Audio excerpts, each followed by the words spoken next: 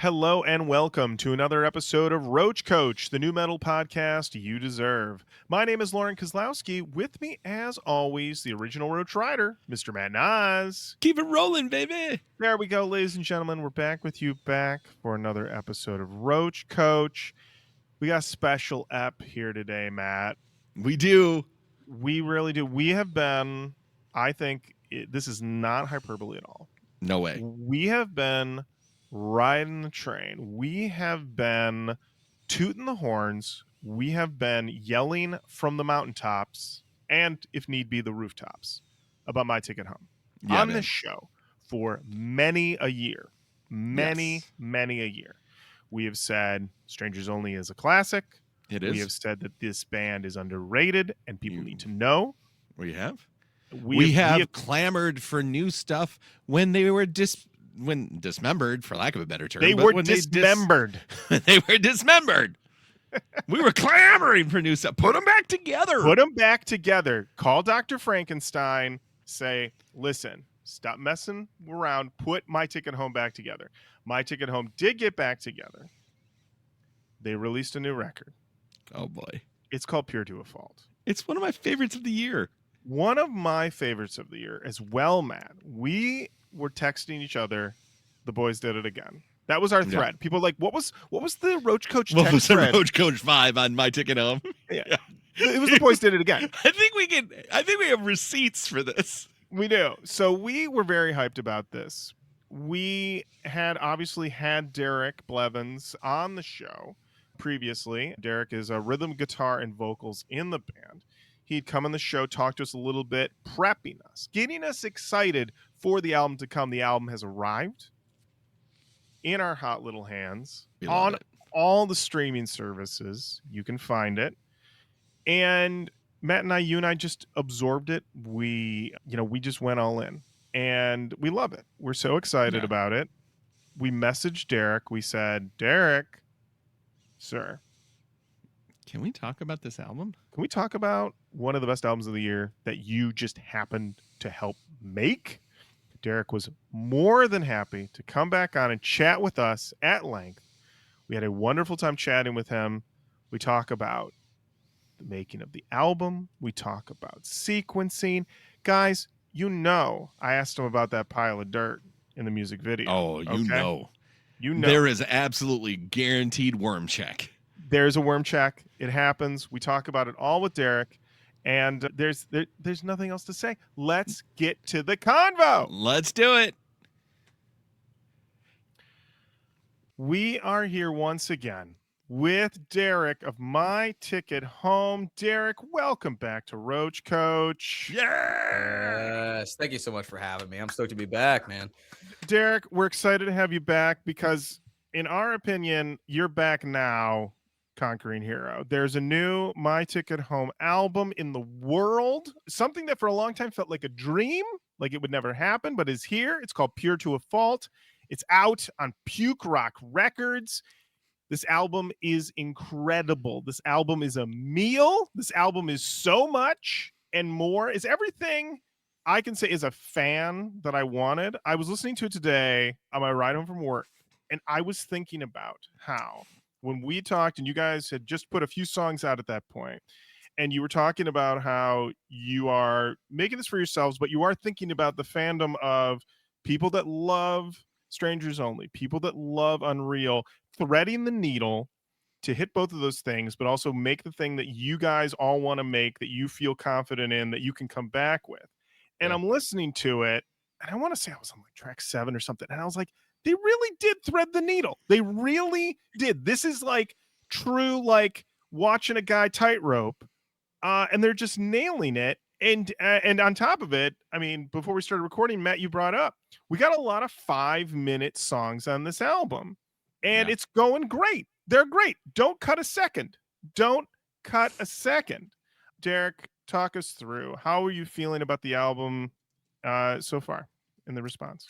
Sure. So first and foremost, I'm not only grateful for the way you feel about it, but also grateful for the way everyone else has perceived it. You know, it is, I would argue, a healthy blend on everything we've done before, you know, but there's also some elements that we have never really touched, in the past. So there's always kind of, especially with records that we're putting out, there's always are people going to like it? Are people going to care? Like, are they going to see this record and go like, oh, well, they did something else and now I don't like it, and whether or not a couple of years go by and then it's appreciated or not is still kind of the gamble, So I guess when we were working on this album, and to your point, threading the needle is a great way to put it. There was a lot of, okay, how can we meet ourselves in a situation where we're still, we're still very, very into it. We're not going to put anything out that we don't like. There's just no way around that. But on the other side of it, how can we complement the previous like releases and anything that people actually care about while also staying true to ourselves? And I think that being such a hyper focus kind of created, obviously, A, what happened, but then B, got rid of a lot of the minutia and the bullshit that was like, we were all trying to create to add to the record that didn't make much sense.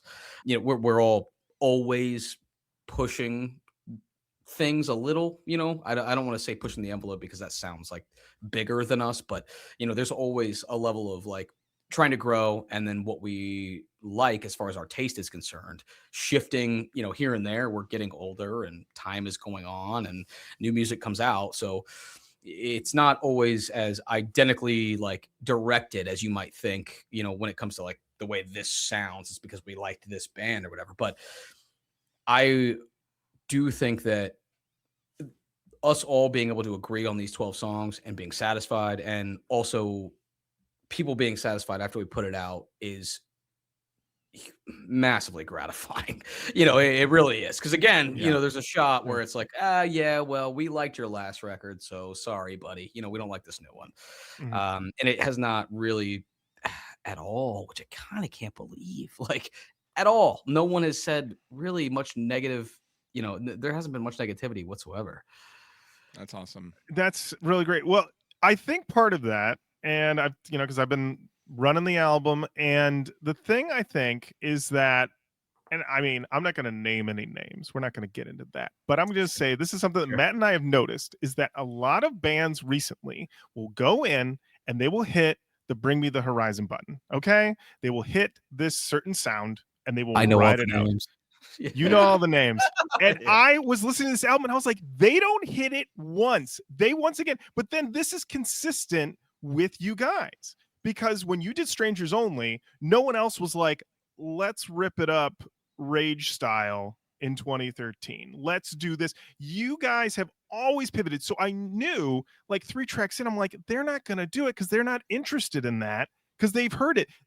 It seems to be, and you can tell me if I'm wrong, but it seems to be that the 4 of you, like, if you hear somebody else do something, you're like, well, then that's off the table. We don't want anything to do with that. We do our own thing.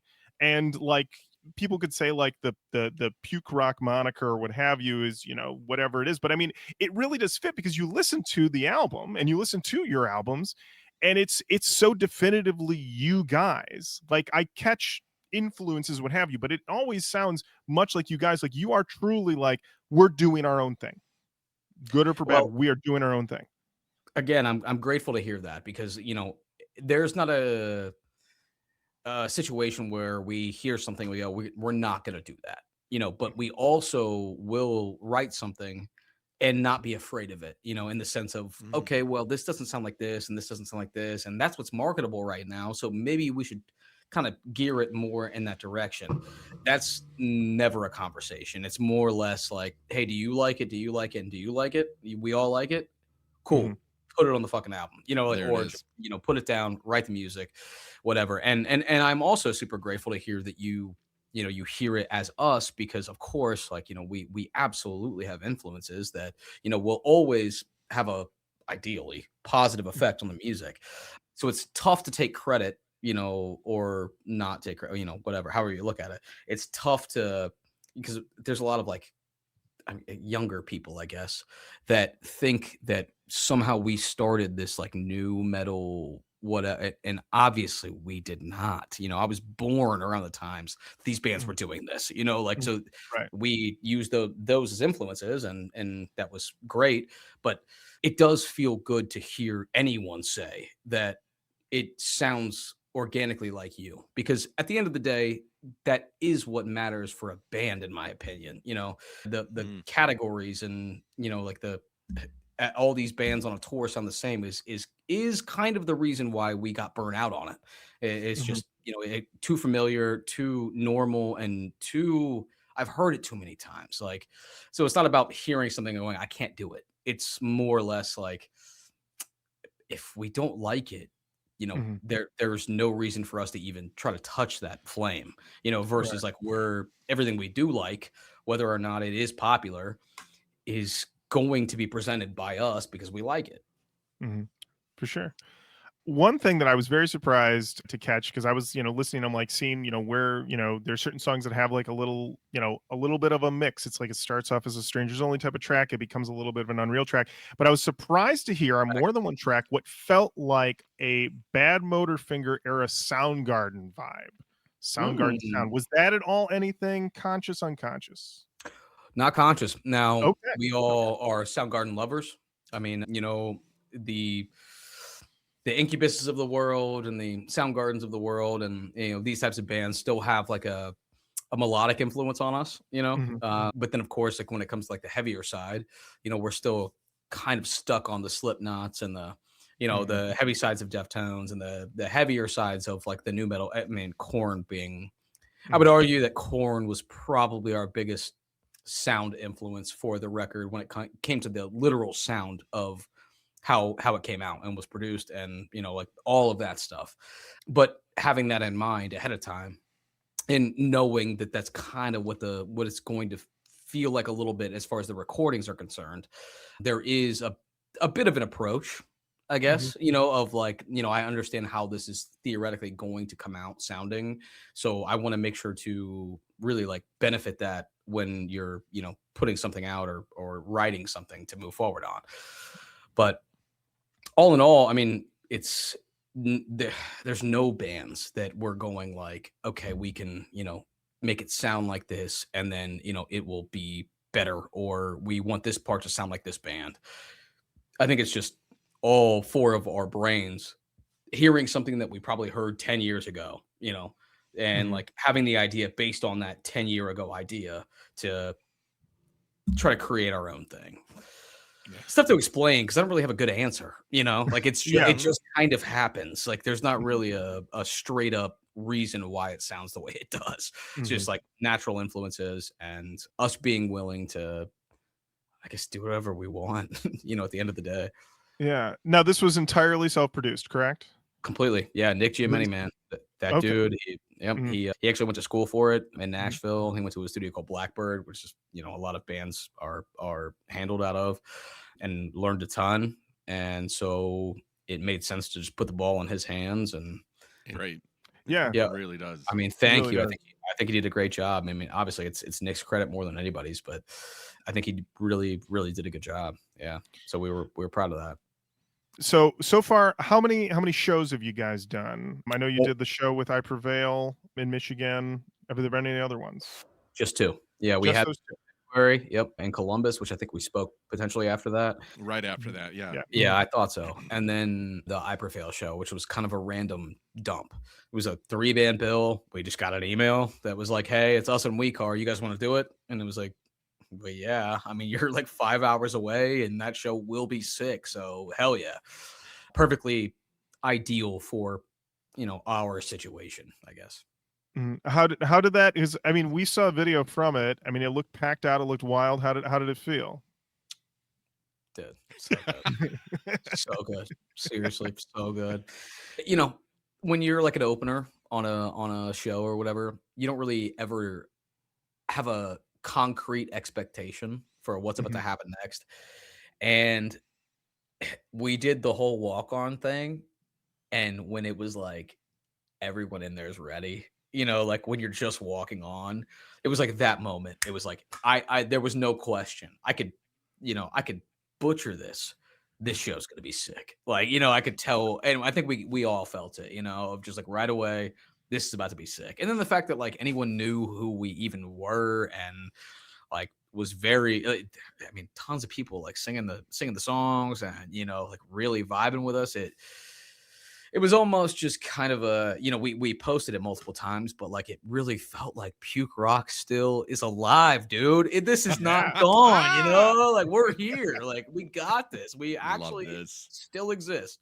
So yeah, no, that was an awesome experience for us, for sure.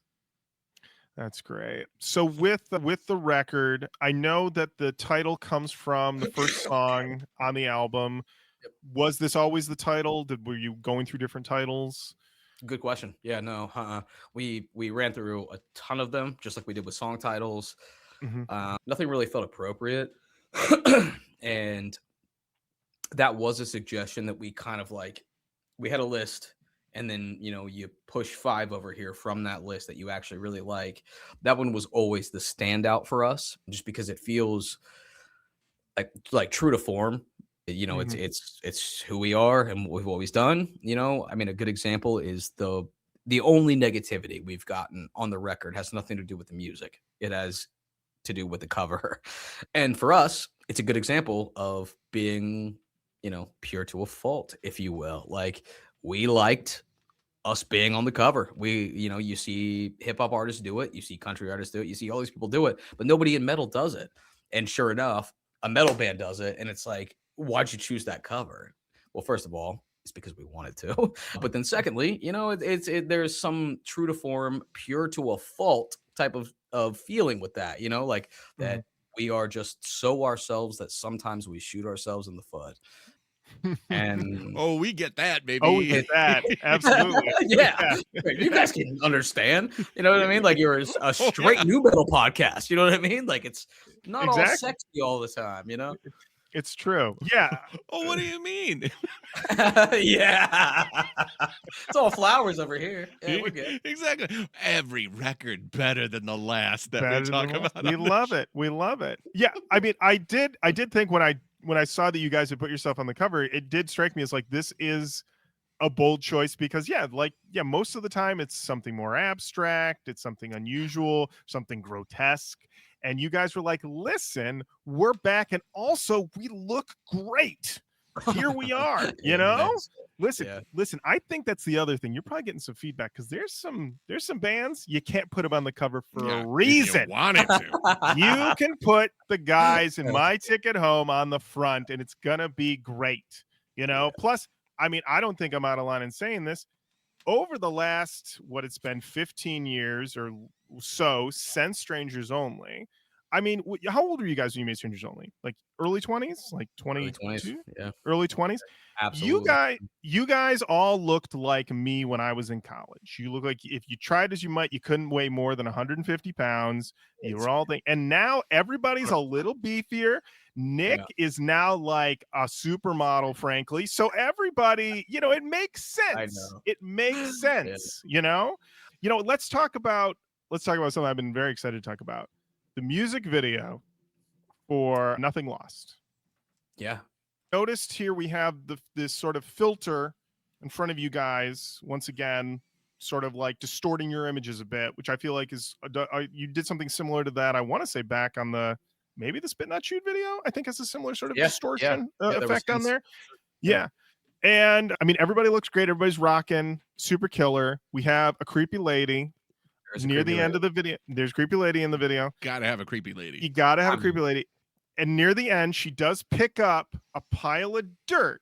And I did pause the YouTube on my phone and go, is there a worm in that dirt? Didn't see any worms, but I appreciated the dirt. I remember what you're referencing. I remember completely. Yeah. And I was like, if he put a worm in there, I will lose my mind. But it was fine. I mean, I was enjoying it. It's definitely, it was in the dirt, dude. It was inside the dirt. It's in the dirt. It's in the dirt. Worms are in the dirt. But yeah, I mean, how heavily involved were you? I mean, is the video like all 4 of you guys get together, or somebody pitches? How did that come together? No, again, good question, and another testament to Nick's for lack of a better term, he's gonna hear this. Genius, it is what it is. Whatever. I don't want him to hear that, but it is truly the fact of the matter. I mean, he had actually started a lot of the shots of him, were like sent to us as far as because we're all still in separate states. This is kind of the energy and the expectation and what we're trying to accomplish. So if there's a way to create it, and he helped us all create our own kind of setup with that. But that was all four of us, not together, all separate completely. Yeah. Interesting. Yeah, Nick is, again, the guy's a fucking savant. It's like I don't understand how he creates these, but it's no different than the Hot Soap video, the Spit Not Chew video. He did these videos, so wow. he is, he has this eye for it and the perspective that is appropriate, apparently, because he's able to take a video I filmed on my iPhone and make it the music video. That shit's my Wow. iPhone, dude. Yeah, 100%. Same thing with Love it. Matt. It's all just on phones, except for Nick's parts.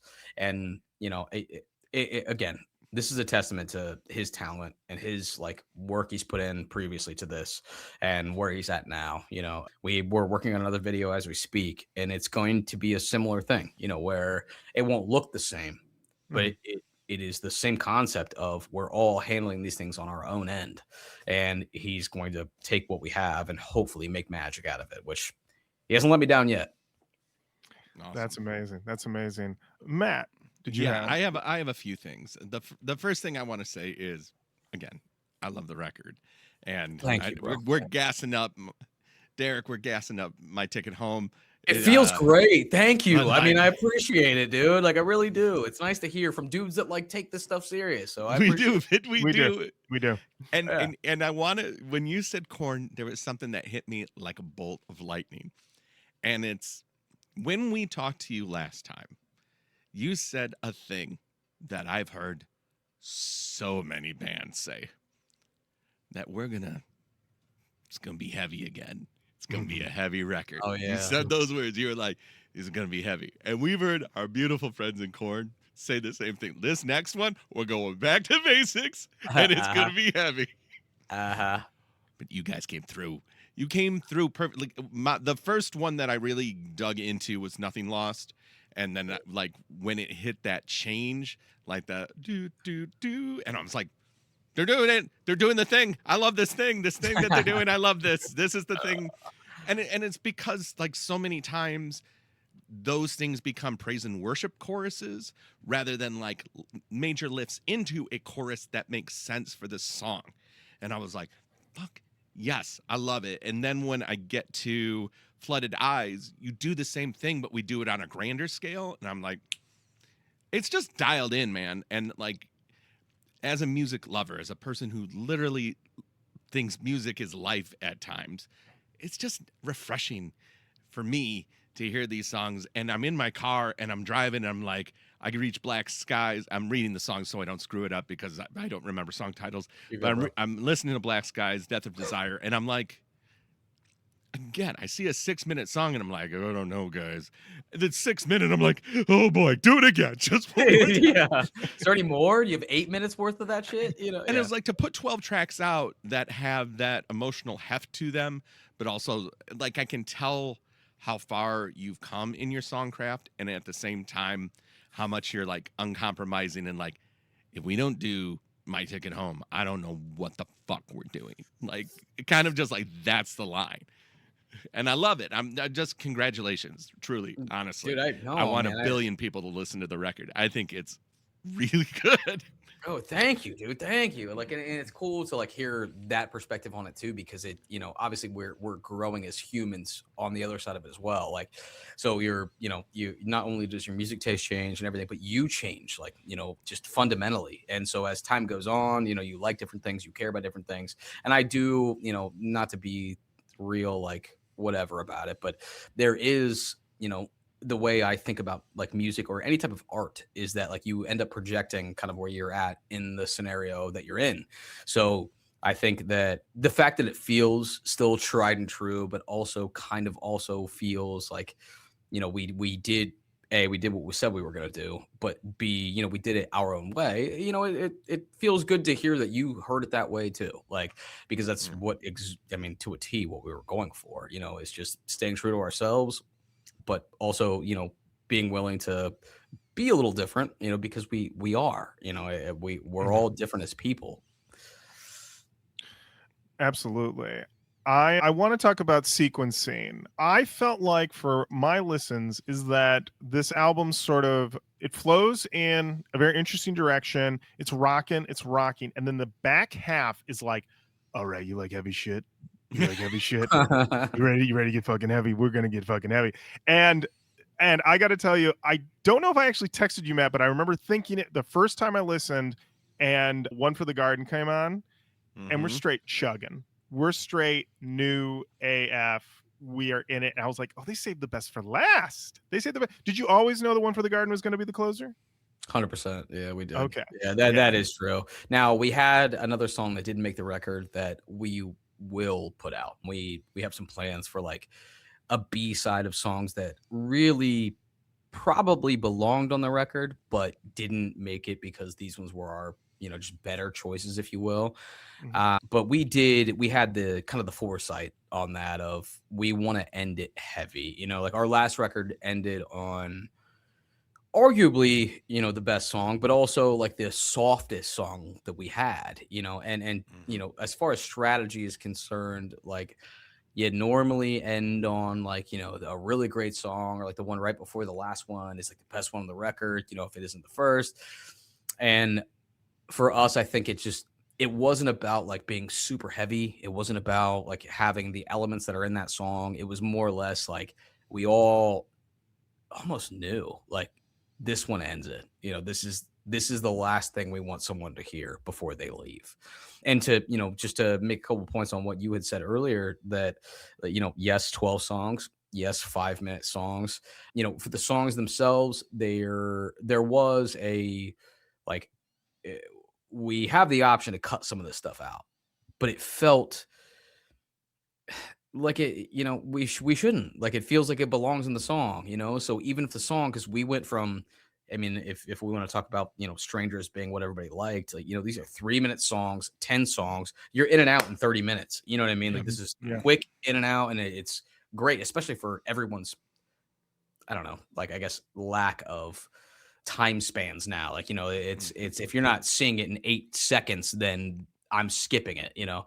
Right. So it, you know, little bit of fear, I guess, with that. But then also if you change it, you know, then this one little tiny one song product as a whole changes fundamentally also. And it doesn't, you know, like it's not what we were trying to get across. So I think that played a part in why we were willing to do 5-minute songs and put 12 songs out. I think it's also that 8 years have went by and no one's heard shit from us, Right. you know? So it's like, dude, put it on them. You know what I mean? Let them have it all. Like, you know, and that's kind of why the B side will eventually be a thing.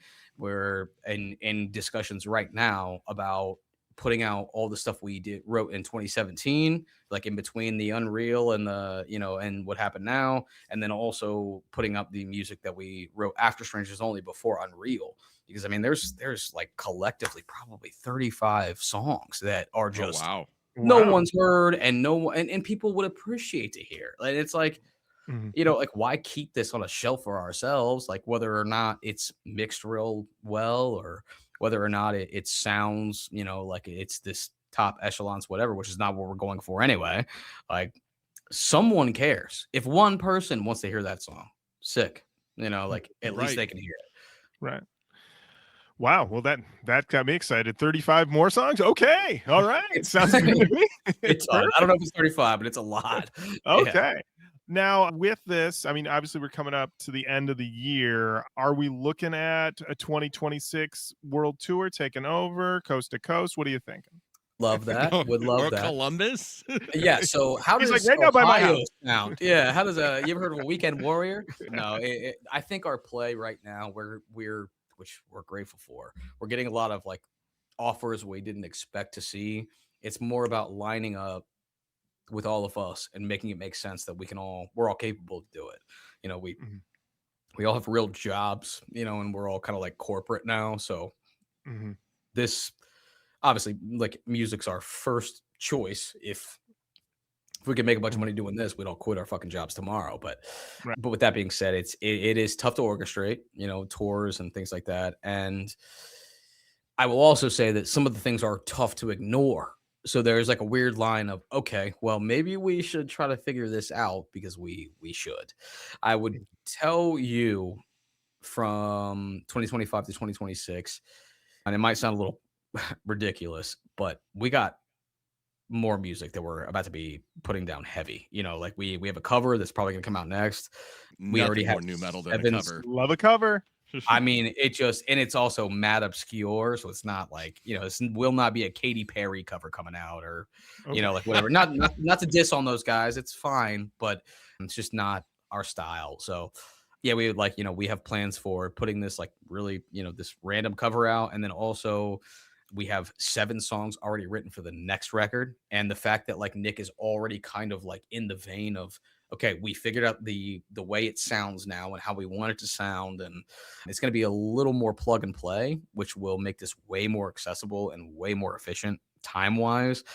So I wouldn't bet on this, but I would almost argue we'll have an entire other record out by the end of next year, by the way this is going now. So Wow. it may Okay. not be tours. It may not be, that might not be the case, but our plan is to be music guys again, and just Love now it. that we all have the accessibility and we can all do it ourselves within reason, that's kind of our primary focus is just tunes, man. Tunes. I love a focus on tunes. I love a Yeah. focus on tunes. That's Yeah. fantastic. That's fantastic. So, with all this, I guess you said Korn, big influence on the sound of this record. With that in mind, since it was all self-produced, you guys are always working. Did you find, like, yeah, with sequencing, with deciding to do 12 tracks in 5 minutes, and you're basically doing it all? Was it like you realized, like, oh, when we made these other records, maybe there was like decisions were being made that I didn't agree with, and now I have this control I never had before? Or was there sometimes the thought of like, oh man, this responsibility is on all of us, and that's an added pressure I We got to wasn't rise up anticipating? to the Yeah. That's a the great news. question. Yeah, no, I would say yes, actually. Like now, there's a weird balance though, because so when we wrote Strangers Only, some of those songs had additional parts in them and additional and Will Putney brought a ton of value. So I'm not saying this to take anything away from him, but that was his primary value for us was, hey, get rid of this. Hey, get rid of this. Get rid of this. Wasn't really much writing. There wasn't much like, idea positioning when it came to like the what the song is going to sound like. It was more or less like, hey, this one's too long. You've already heard this part enough times. Like it's time to remove it. addition So by subtraction kind of thing. It's exactly. like- No, yeah, exactly. So then, I can say for myself personally, at least, I did question that a lot of, okay, this song is 5 minutes. Are there parts that should be removed? Because obviously going through the process and then that being kind of the most popular album we've had, I guess, like, are we, because it's now just us and we don't have this fifth ghost member going like, hey, you should do this or this or this. redlining it. Yeah. Yeah, like, now are we being egregious or is this right for the song? And we did cut times on plenty of them, to be honest. Like, we do kind of have that problem a little bit, myself especially. If I like a part, I'll fucking put it in the song 6 times. Like, it's like, that's not, that's not how this works. But with that being said, there was like a conscious, conversation between all of us of, okay, does this work for 5 minutes? If the answer is yes, then it's 5 minutes, It like, is. Right. and if it feels like it's too long, then you adjust. And that's kind of how we ended up with a lot of these songs. So yeah, I mean, it might have been nice to have like a perspective, but then also I don't like when people tell me what to do either. So there's also that, like granted, whether they're right or wrong, I still just want to be right, Right. whether I am Yeah. or not. So I know I think the albums, like going through it with real producers, multiple times, and like having the experience was really beneficial for us being able to do it ourselves. That tends to be Makes something sense. I hear a lot is that a lot of some bands will go, they'll do a bunch of records with name producers or what have you, and then they're like, I got a lot out of this, and I think I can do this on my own now and find the thing that I'm Yeah. looking for. And I mean, because sometimes I've heard about people that work with a certain producer just because they were like, they got a drum sound I liked on this one album. Can they give me that? And then after they go through, they're like, I don't know if it was really worth the drum sound or not. Yeah, So 100%. Yeah, no, yeah. it's real, man. I mean, there's a band that we were touring with for a long time, and then we didn't tour with for a long time, and then we played a show together. And it was kind of weird because we didn't see ourselves like because we're so small, dude. Like comparatively to a lot of bands, like we're not. It's weird that people have even heard of us, type of thing.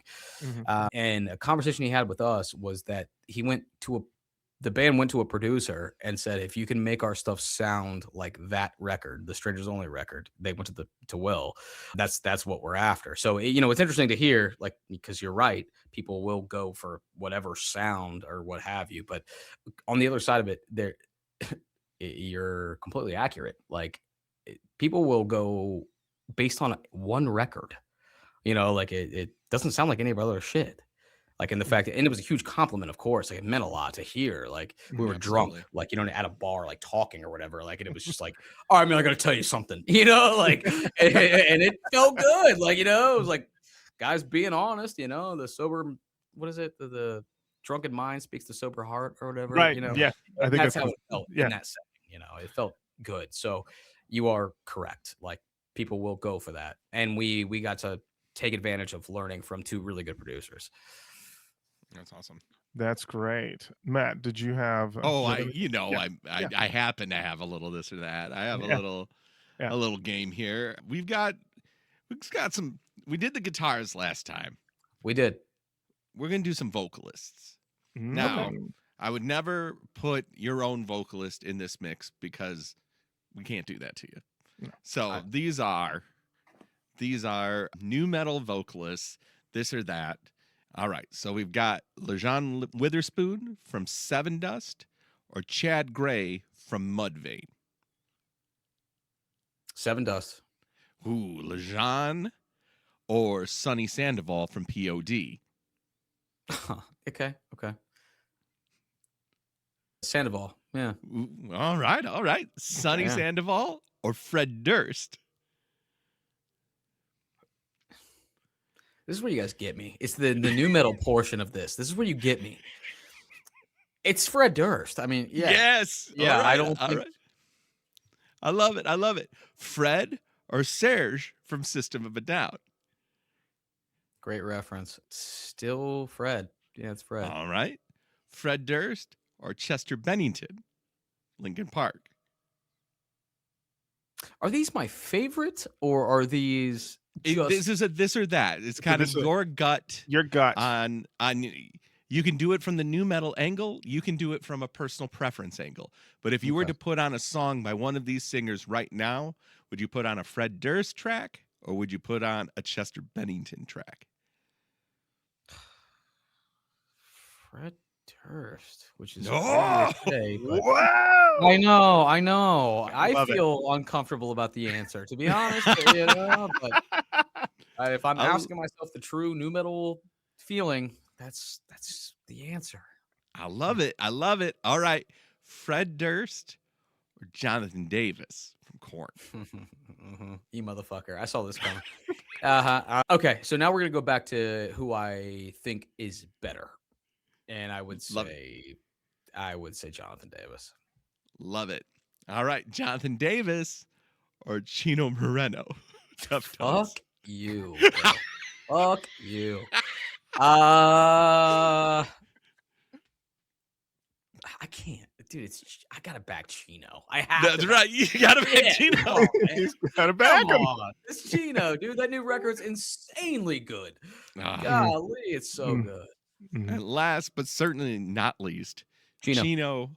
Sorry. Oh, there we go. Chino or Corey Taylor from Slipknot. Yeah, also great. Chino. Chino's our winner. Chino's our winner. Yeah. All right. That was really, really difficult, by the way. I mean, that's a What a tough list you had. It's a gauntlet.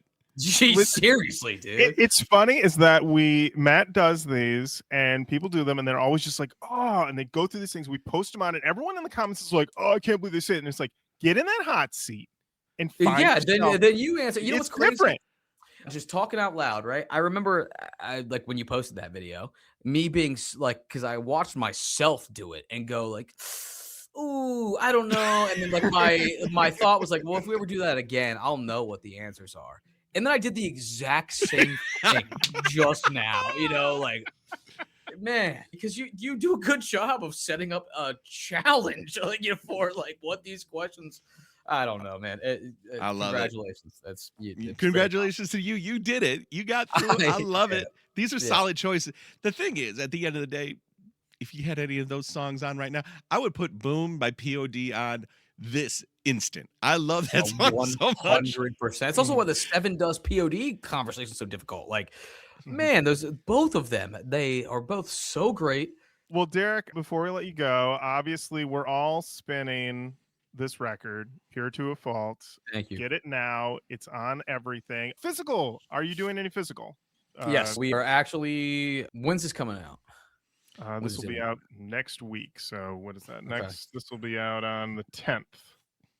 It will probably the only reason I ask is because we kind of want it to be a bit of like a more of an exclusive thing because again, we're not huge. So we want it to matter, when we do it, but vinyl is we have a company already that, is willing to hook all that up. So we're going to do a small run of like burnt CDs that we're going to put a couple of the extra demos on and just sell them online and just kind of like, hey, there's extras on there if you want to buy one, but the professionally vinyl will be the next step. And then probably tapes, which I know sounds potentially ridiculous, but tapes are back. Cool. So yeah, I think that's our next physical moves. But the thought process is all three, CDs, vinyl, tapes, but the most accessible thing that we have right now without having to put in a bunch of extra additional internal work just because we do a lot of things internally already will be vinyl. So this is what I wanted to talk about. You guys did a merch drop recently and I was on that shit and I want to pay you the compliment of compliments because we talk about merch on this show and I say, is it that hard for a band to put their name in a cool font on the front of the goddamn shirt?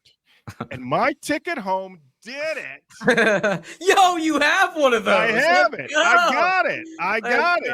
I saw this. I was like, their name, it's, upside down and right side up, but there it is right on the front of the shirt. Yeah.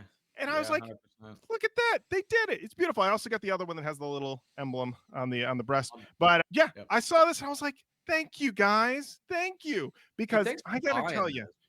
Thank you. I got to tell you, I go to shows. Matt and I go to shows and we go, you want to get any merch? And you go over there and you're like, not any of this merch. Put your name or your band on the front of your shirt. I don't even know this. Sometimes you see it and you're just like, they knew a guy and he was like, listen, I drew a crazy picture of a toucan and it's got a robot head. It has nothing to do with your band, but can we put it on a shirt? And they're like, I guess. Like, no, don't do it. Put the name of your band, and you did it, and I appreciate it. Yeah. From now on, yeah. Hell yeah. Thank you for appreciating it. Thank you for buying that. Also, I appreciate that. I would have sent you one for free for the record. So, don't worry, we're saving it for them sweet plus ones. We're gonna we're dying for a plus one. We hit Indiana in Michigan. Yeah. Let me just tell you, there's nothing more delicious than a sweet plus one. Like Matt, now, easy snag for you guys. So don't worry about that. Yeah. All right. Perfect. Yeah. Listen. Matt and I have come a long way because for a long time we didn't know how to ask for anything, and then people were like, "You could ask." Still don't know. We still don't know, but we're getting a little better. But but literally, time. I mean, thank you. Yeah. We're definitely like, plus one us. Let's do it. All right. Absolutely. Done. Easy. But Derek, thank you so much. Congrats on the record. It rules. It's great. It's one of the best of the year. I'm making my list now, and it's definitely on there. I love it. It's a dream come true. Let's just blow a little more smoke. It's a dream come true because you never knew if we were going to get another one, and to get one and it's this awesome. is a delight. It's It's a a delight. fucking treat.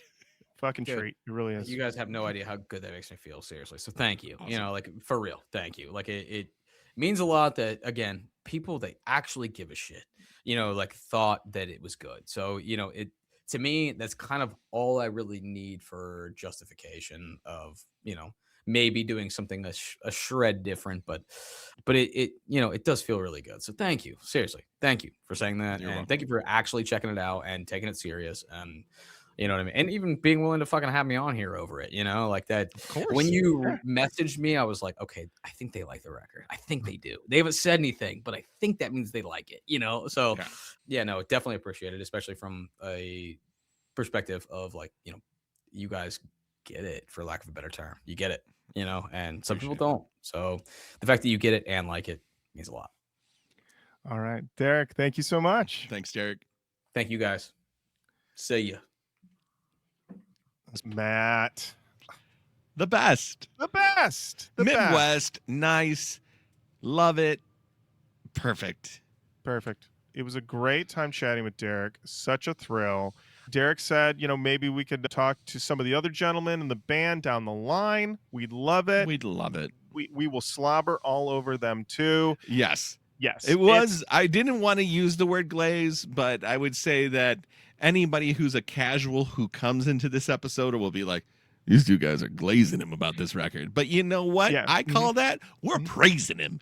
Yeah. Because we actually liked it. Like, We legit do. fucking liked it. Listen, we are not Zane Loweing it, okay? We're not built like that, okay?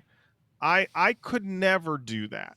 And that's honestly, that's why they pay Zane Lowe the big bucks. Okay? That is because he has to sit across from Flea and be like, your new song is revelatory. And like, we're all like, is it? Is it? This guy's able to sit down with just about anybody. I mean, once again, I brought it up before. Watch his Mars Volta interview. That record, dog shit. He's sitting there. You would think Mars Volta dropped the gem of gems. And the thing, though, is that the interview's still good. Listen, all I'm saying is Zane Lowe does well at his job, but he's blowing a lot of smoke. There's no way he's listening and enjoying all those records. That being said, Matt and I, we're glazing, we're praising. We love this album. Without a doubt. Without a doubt. Listen, Matt and I, you and I will be breaking down our faves at the end of the year. Yep. It's a Roach Koach promise. Promise. We're gonna do a nice little recap of the year, talk about our faves, both new metal and music in general. Yeah, man. About that. So you can look forward to that. But I mean, before that though, we've got some hot ones coming. All right. We're ending 2025 strong. Very strong. We have some real hot ones coming. But before we end this episode, Matt, there's only one way to end an episode of Roach Koach, and that is with Rippers for Roaches 2. Who's got a roach? Ooh. Matt. New one. I love these new ones. I love it. What do you have for us this week? So the last episode that we did, we played Sid Larson, La Morale de la Fable. This week, we're playing Serpentine by I mean, I can't play the whole song, but yeah, put that one on a list. Put that one on a list. Might be a watch list. I don't even know. That guy, Matt. Dude. He's pissed. Man, oh man. That's from the EP that came out in 2021 called Animus. Once again, Chad Radical, fucking the best, dude. Like, him and Stupid F and Matt, it's like, where are you finding these bands? These guys are doing the work. They're out there doing the, and I appreciate it. Truly, because as much as I dig around and try to find stuff, it can feel like a full-time job. And after a time, and I can tell you that this was how it was when I was putting together the long list, you know, back in the day, is that oftentimes it would just turn into mud in my ears, and I would have to go, and we used to talk about this. Me and Jenny would have to take new metal vacations, you know, to sort of get an equilibrium back. because after a while it was just too much, you know. And I can say that now I have a much better balance, but getting this, but that also is because I just don't go in as hard as I used to, you know. Okay, And I am fair enough. dependent on the old long list, and I am dependent on people sending me stuff, because people send stuff. I will, you know, my phone, I would say, if you go into the pictures, is a lot of pictures of my son through the various years of his life, Of course. but also copious screenshots of messages people have sent us on various social media platforms telling me, all right guys, these guys are from Argentina, they made all their records in the jungle, they use real bones, this song when you translate it is called Teeth in Your Neck. And I'm like, oh, and then we never did it. We just never did. It was a screenshot, you know? Right. And so I'll get my time hop reminders are, remember when your son was 2, and remember when someone recommended this killer band from Australia that you never did on the show. And I'm like, thank you for both. Thank you for both.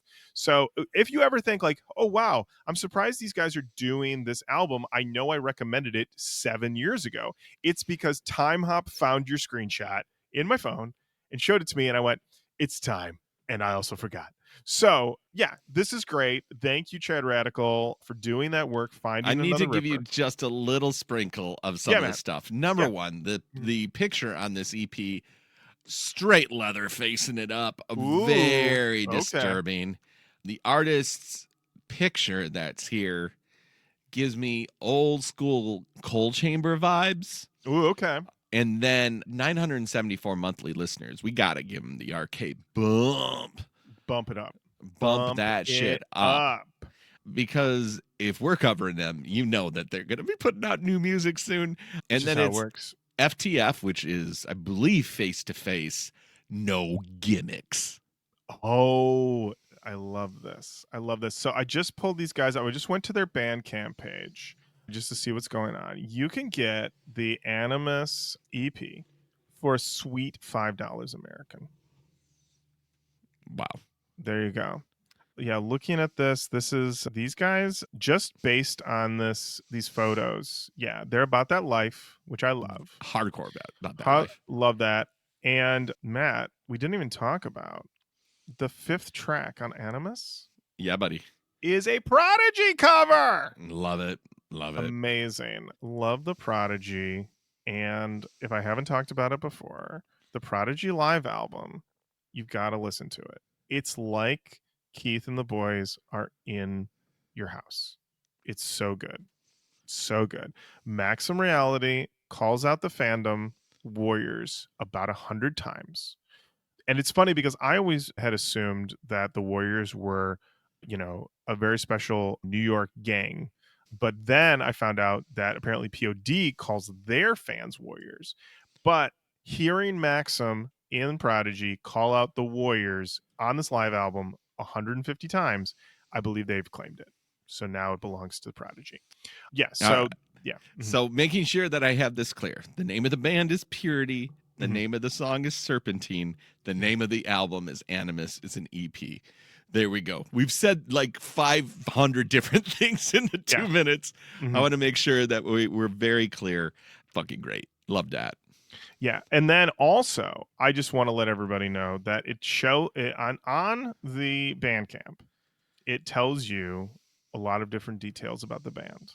And for one, it has their tags. So their tags are metal, hardcore, industrial, metalcore, new metal, and Las Vegas. Okay. My favorite genre. Yes. Then for the tracks that they wrote, they're credited to 2 people. The first person, Jay Stotts. Jay Stotts, thank you. The second person who's credited for these songs, they go by one name, Worm. Perfect. Everyone knows, you just heard my conversation. I'm pro Worms. Anybody named Worm, I love it. So I'm very excited. I'm going to be diving more into Purity. I'm diving more into this Animus, even though this has like a very upsetting album cover. It's honestly not even the most upsetting album cover. There's an album, I don't know the name of it, but it keeps showing up on a lot of best of lists this year. And the album cover, and here's the thing, people are going to say, Lauren, you love Worms. What's your fucking problem? There's always yes. you know what I'm talking about. I know There's this exactly what you're album. talking about. The album cover is a woman's mouth open, and there's worms in her mouth. Okay? I don't like seeing this. I find this upsetting. I don't like it. This is my worm line. And I've heard this album, obviously, keeps showing up on all these best of your lists. It might be killer. It might be. I haven't been able to bring myself to listen to it because I can't look at this album cover. I can't see these worms in this lady's mouth. Can't do it. Yeah, it's rough. That's where I draw the line. It's where I draw the line. Now, if I can figure out a way to like censor it or something for myself, like, right? Yeah. It's so funny because I had no problem listening to that Death Grips album from like 15 years ago with the dick on the cover. I was like, yeah, whatever, it's fine. Seen those, got one of my own, no big deal. I think it's Aya. It's the album Hexed by Aya. That's it. Yeah. Yeah. It's I can't bring myself to listen to it because I can't look at that album cover. So anyway, it's disgusting. It's gross. But listen, I'm very excited about this, about to go on this journey with this band. This is great. And there we go. Brings us to the end of another episode of Roach Koach. Thank you so much for listening, Derek, and all the My Ticket homeboys. Thank you so much. Thank you. Keep on saying hello to us online. Facebook, Twitter, Instagram, YouTube, TikTok, Blue Sky. We're on all of those. Send us an email, roachkoachpodcast@gmail.com. Make sure you're subscribed wherever you get your shows. If you get them on Apple Podcasts, subscribe. If you get us on the YouTube, subscribe. If you get us on Spotify, even though Spotify is evil, subscribe. All right? Subscribe. And if you're feeling like going the extra mile, share. That's the other thing. I understand. I have the same people seeing the same stuff from me all the time. The more that you share, the algorithms go, oh, people are sharing this. So don't worry. If it goes to one person, that's what we need. That's it. We're just trying to find more Roach Riders, baby. Listen, more Indigo Angels are out there. This is what I'm saying. What I think you need to do is, this is what I'm going to call to action right now. Is CTA. That's right. Is that we post the episode on Facebook, everyone's favorite social media platform, every Wednesday. I try to get it up by 10. Sometimes I forget and it doesn't go up till 1, but it's okay. I'm a human being. I have a job. But I want to say you can go and take that hyperlink. You can go over to your email. You can slap that hyperlink in your email and you can send it to one person. One person. I'm not telling you to spam a million people in your address book. One person and say, you got to check out this pod. One person. Your dad, your uncle, your sister, your brother you haven't talked to in a while. Say, hey, let's bury the hatchet. Check out The Coach. This is what I'm calling this 3 Teeth episode. Listen to 3 Teeth episode with Derek from My Ticket Home. Absolutely. Listen to Matt talk about his take on the first Slipknot record. These are the type of things that you can share with family and friends. And all I'm saying is one person. That's my call to action. Send it to one person and let them know about our show. There you go. That's all I got. Until next time, Matt, thank you. Lauren, thank you.